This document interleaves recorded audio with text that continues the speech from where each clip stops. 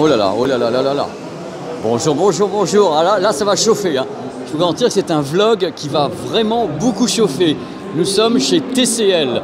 Nous allons aller quelque part chez TCL. Vous avez vu la miniature. Nous allons aller dans un endroit... Salut les gars.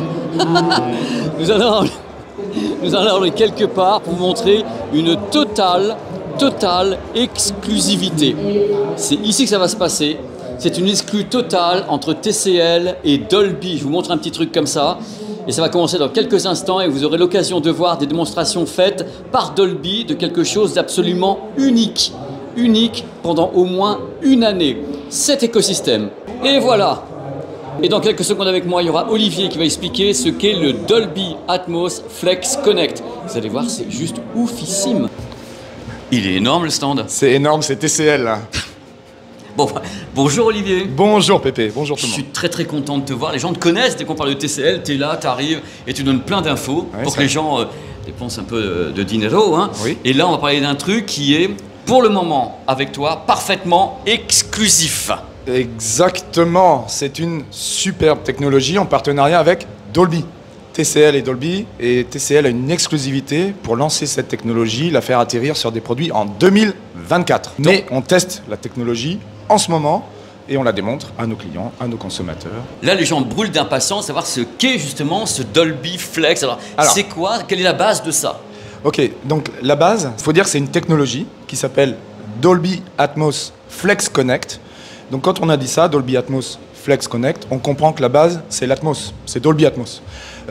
Donc en gros, pour faire simple, c'est la première fois qu'on aura des enceintes sans fil, Atmos, qui vont complémenter ou s'ajouter au téléviseur. Donc c'est de l'Atmos sans fil, autocalibration. Et donc, on pourra placer où on veut les enceintes sans fil, qui vont complémenter ou s'ajouter au haut-parleur du téléviseur, le tout en Atmos, le tout en sans fil et avec une liberté de placement des enceintes. Alors, tu m'expliques bien les choses, on va résumer. Ça arrivera en 2024. Ça arrivera atterrissage produit en 2024 et ce sera confirmé au salon de Las Vegas. Donc, c'est exclusif à TCL pendant, on va dire, un an peut-être. Quelques mois. Oui, quelques mois. Et ça veut dire que les téléviseurs 2024 pourront intégrer ça, oui. Mais ceux de 2023, 2022, 2020, qu'est-ce qui se passe? Alors, ça n'est pas rétro-compatible. Effectivement, c'est une technologie qui va atterrir en 2024. Donc, on ne voit pas comment les produits qu'on lance actuellement ou qu'on a lancés pourraient devenir compatibles. C'est impossible. Parce qu'il y a à la fois du logiciel, donc ça, c'est pas un problème, mais il y a aussi une solution hardware, un composant, un chipset. Médiatek, c'est ça? Médiatek, par exemple. Voilà. Par exemple, hein, pas que. Mais par exemple, et donc il faut que ce chipset soit compatible. Donc il n'y a pas que du logiciel, il y a aussi un composant. Donc le truc, pour résumer, c'est une nouvelle technologie Dolby, donc elle peut être qu'implémentée sur une nouvelle gamme avec un nouveau chipset et des nouveaux produits. Exactement, on ne peut pas aller chez tout le monde et changer les chipsets dans les téléviseurs. Désolé, mais je m'en doutais en faisant cette vidéo. Alors on résume les choses. Imagine le téléviseur reçoit un signal Dolby Atmos. Oui. Il faut que le téléviseur soit associé à des enceintes qui sont libellées Dolby Flex, ou est-ce que c'est n'importe quelle enceinte? Il faut que les enceintes soient libellées Dolby Flex Connect. Et au début, il n'y aura que des enceintes TCL qui seront libellées. Ces enceintes-là, elles viendront certainement, ces deux enceintes-là, avec le téléviseur. Donc il n'y a aucun souci. Les consommateurs ne seront pas obligés d'aller chercher à droite, à gauche les enceintes, chercher des problèmes de compatibilité, puisqu'elles seront livrées avec le téléviseur. Donc les gens ont les enceintes. Alors le truc que tu m'as dit tout à l'heure qui est important, le téléviseur, lui, il va savoir où sont les enceintes, mais comment les enceintes vont émettre un son? C'est ça. Alors les enceintes, droite et gauche, par exemple, ici, elles vont émettre un son et on va utiliser le microphone ou les deux microphones du téléviseur, selon les gammes, pour localiser très précisément les enceintes. La minute d'après ou 5 minutes d'après, on peut bouger ces enceintes et elles vont se auto-calibrer à nouveau. Donc on peut les placer derrière le sofa, à droite, à gauche, devant ou derrière, et par appui sur un simple bouton, ça va se recalibrer. Donc les gens pourront positionner les enceintes à la limite un peu où ils veulent. Il y a quand même des limites, mais ils peuvent les monter, les descendre. À chaque fois, ça va être réégalisé. On peut les mettre où on veut. Les seules limites, c'est la portée du Wi-Fi. La plupart des gens ne savent pas où les mettre. D'accord ? Parfois, on a une bibliothèque, et on pose l'enceinte sur la bibliothèque parce que c'est le meilleur endroit. Et donc là, c'est possible.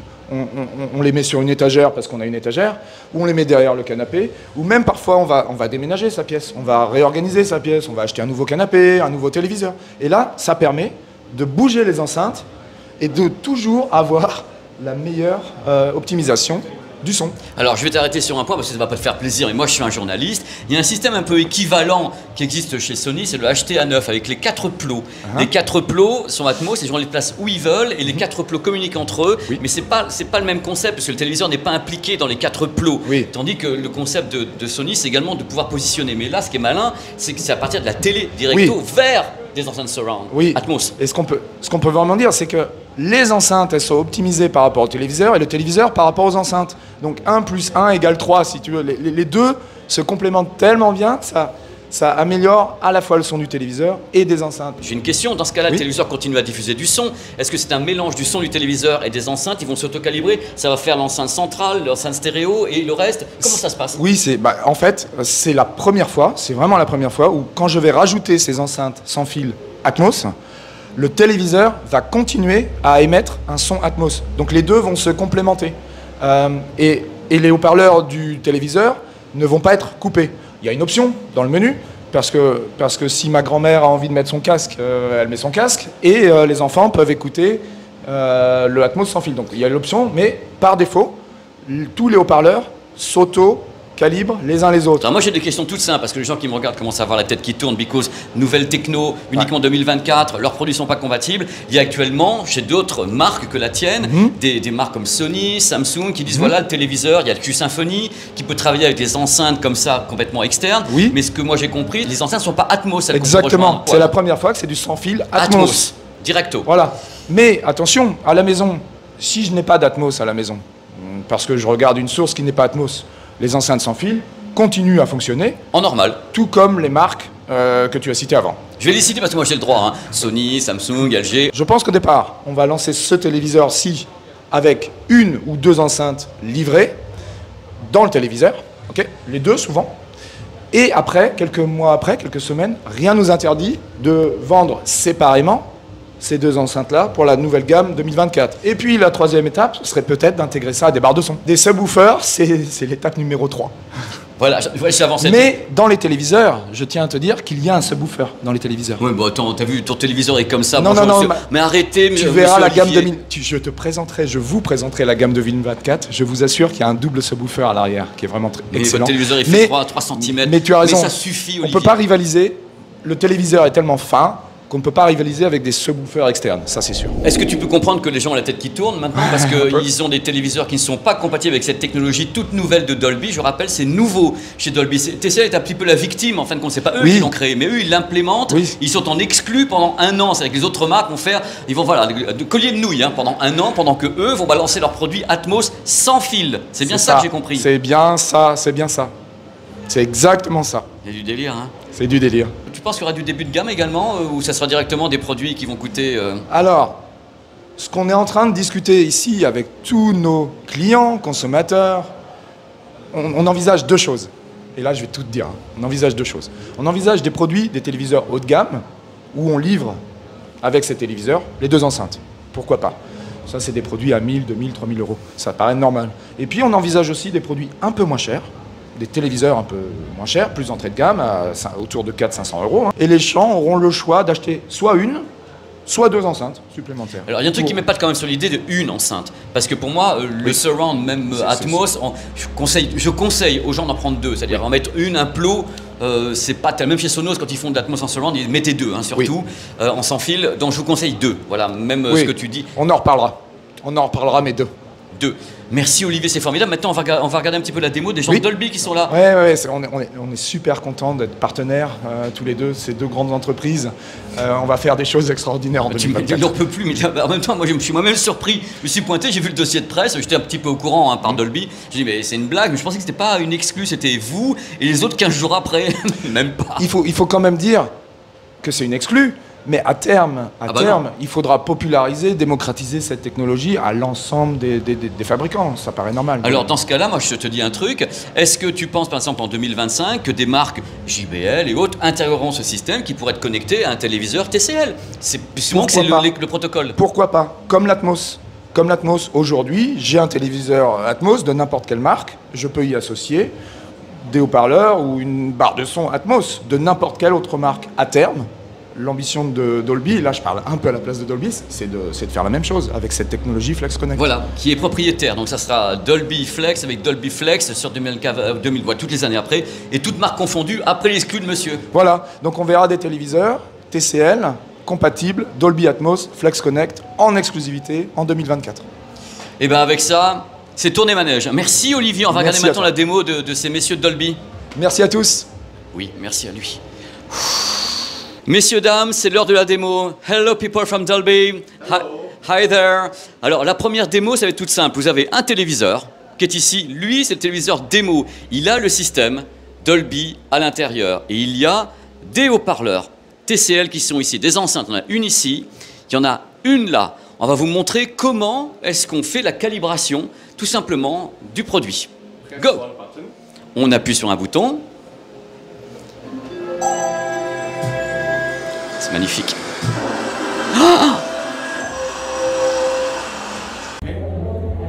Voici maintenant la calibration va être captée en binaural.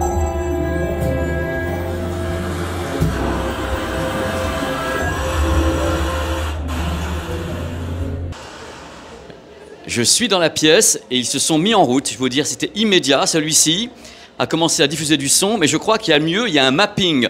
Regardez, les enceintes ont été mappées, c'est-à-dire que le téléviseur est là, l'enceinte ici, l'enceinte ici, l'enceinte ici, l'enceinte ici. Donc là, c'est la première fois que je vois ça, c'est que le système est capable de situer, localiser vos enceintes sur une map de votre pièce. Moi, je dis waouh! On le bouge. Voilà, le trépied, ça va bien l'aider. Donc là, on le bouge, on recalibre.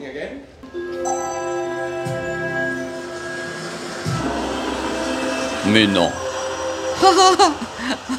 J'ai 12 ans et demi. Alors là, ça devrait nous dire, ça a bougé ton enceinte. Et là, en effet, elle s'est rapprochée du téléviseur. Elle était là avant. Il a remappé la pièce. Ça, c'est fou. Accrochez-vous bien, il n'y a pas que ça. Parce que le truc, regardez, la map, là, il a localisé l'endroit où est l'enceinte. Mais il n'y a pas que ça. Le système avec les micros d'un côté ou de l'autre, est capable de savoir quelle est, entre guillemets, la qualité de l'enceinte, ce dont elle est capable, et bien sûr, la forme de votre pièce. C'est-à-dire que là, dans la calibration, dans le mapping, vous avez toute l'information. Vous avez la largeur, la hauteur de votre pièce et le type d'enceinte, ce dont elle est capable. Une enceinte avec vraiment des grosses capacités au niveau des fréquences et des trucs comme ça. Et il va s'adapter à chaque type d'enceinte qui sera donc libellé par Dolby Flex. C'est-à-dire qu'il y aura une série d'enceintes Dolby Flex et elles auront toutes, bien sûr, des niveaux techniques différents. Mais lui est capable de dire, je peux faire ci, je peux faire ça ou je peux pas le faire. Ils sont terribles, ils ont raison, parce que moi je dis Dolby Flex, alors que la réalité c'est Dolby... La réalité c'est Dolby Atmos Flex Connect. Ouais, thanks to you. Plus jamais je viens dans des trucs pareils, quoi. Puis bien sûr, Fred se marre, donc c'est l'humiliation publique.